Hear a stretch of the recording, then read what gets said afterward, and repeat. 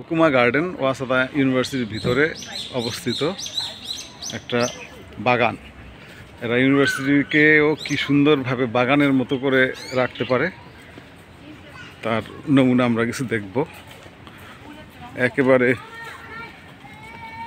সুন্দর সাজানো গুছানো বাগান। এই যে দেখা যাচ্ছে বিভিন্ন এটা কি এগুলি মনুমেন্ট।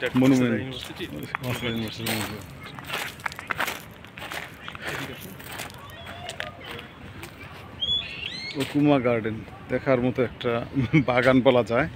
আমার ধারণা এখানে মানে বিভিন্ন পার্টি বা বিভিন্ন এখানে স্যার ওই নরমাল স্টুডেন্ট বা আসে বা বিভিন্ন সিজনে সুন্দর হয় আর কি, যেগুলো হচ্ছে আপনার বা কনসার্ট বা এগুলি কনসার্টও হয় না এখানে স্যার, জাস্ট হচ্ছে হানামির সময় এখানে হচ্ছে খাওয়া দাওয়া করে সবাই, তারপর হচ্ছে বিকালে হচ্ছে ঘুরতে আসে পার্কের মতো ছোটখাটো।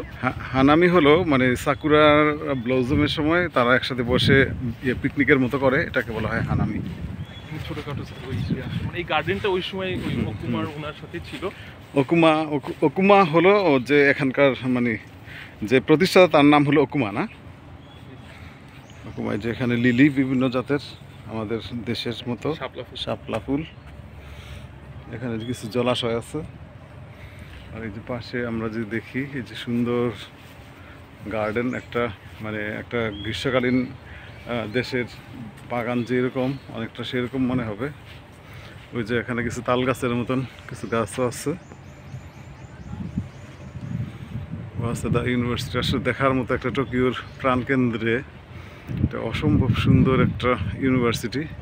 এখানে স্টুডেন্টদের জন্য সব ধরনের ফেসিলিটিস এই ইউনিভার্সিটি কর্তৃপক্ষ করে রাখছে। এই যে এখানে একটা ঝুলন্ত ফুলের বাগান বলতে হবে এটা এখন ফুল নাই। তো আমরা যাচ্ছি সামনে আর একটু। এই যে এখানে দেখা যাচ্ছে যে পানির ঝর্ণা দ্বারা মিলন আমাদেরকে সময় দিতেছে। অসম্ভব সুন্দর একটা পরিবেশ, একটা স্বর্গীয় বেহেশতি ভাব মনে হবে এখানে আসলে। আল্লাহ তাআলা বেহেশত কত সুন্দর করছেন জানি না, কিন্তু আমাদের দুনিয়ার বেহেশতের কিছু অংশ নমুনা এখানে বোঝা যাচ্ছে। অসম্ভব সুন্দর, একেবারে নিভৃত প্রান্তর, সুন্দর দেখার মতো একটা জায়গা। মানে রৌদ্রকর উজ্জ্বল দিন হওয়ার কারণে এটা সৌন্দর্য আরও ফুটে উঠছে। বিভিন্ন রকমের মানে এই দেশের উপযোগী গাছগাছালিতে ভর্তি, পাখির কুঞ্জন, পাখির কলকালিতে পরিপূর্ণ, কলকাকুলিতে পূর্ণ। ওই যেখানে দেখা যাচ্ছে যে একটা নিম গাছের মতো গাছ, যদিও নিম গাছ নয় এটা। আসলে না দেখলে, চোখে না দেখলে ক্যামেরা দিয়ে এই সৌন্দর্য বোঝানোটা বড় কঠিন।